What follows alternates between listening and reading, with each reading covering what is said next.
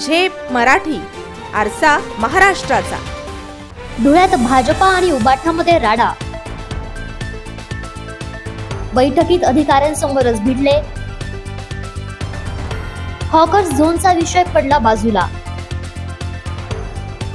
धुळे शहरातील हॉकर्सच्या प्रश्नावर तोडगा काढण्यासाठी जिल्हाधिकारी कार्यालयात आज 18 सप्टेंबर रोजी सर्वपक्षीय बैठक बोलवण्यात आली होती। या बैठकीत मोठा राडा झाला। खासदार, आमदार, आयुक्त आणि पोलीस उपाधीक्षक या वरिष्ठ अधिकाऱ्यांच्या उपस्थितीतच सत्ताधारी आणि विरोधी पक्षाचे पदाधिकारी एकमेकांना भिडले।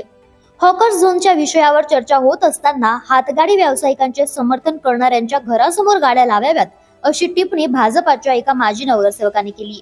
यामुळे शिवसेना उद्धव बाळासाहेब ठाकरे पक्षाच्या उपनेत्या शुभांगी पाटील या चांगल्याच संतप्त झाल्यात। भाजप आणि शिवसेना उबाठा यांचे पदाधिकारी या वादात उतरल्याने चांगलीच शाब्दिक चकमक उडाली। काही पदाधिकारी एकमेकांच्या अंगावर धावून गेलेत।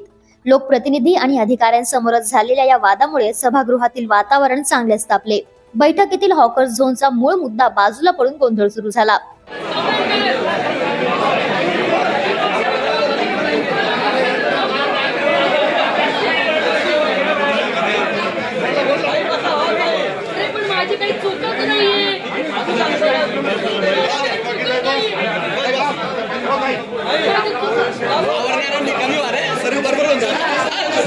दरम्यान परिस्थिती हाताबाहेर जाऊ नये म्हणून आमदार अनुप अग्रवाल यांनी मध्यस्थी करीत संबंधित महिला पदाधिकाऱ्याची वैयक्तिकरित्या दिलगिरी व्यक्त केली।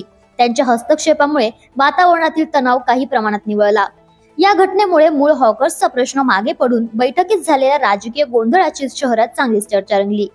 प्रतिनिधी कार्तिक सोनवणे, झेप मराठी, धुळे। अशाच वेगळ्या आणि ताज्या बातम्यांसाठी पाहत रहा झेप मराठी, आरसा महाराष्ट्राचा।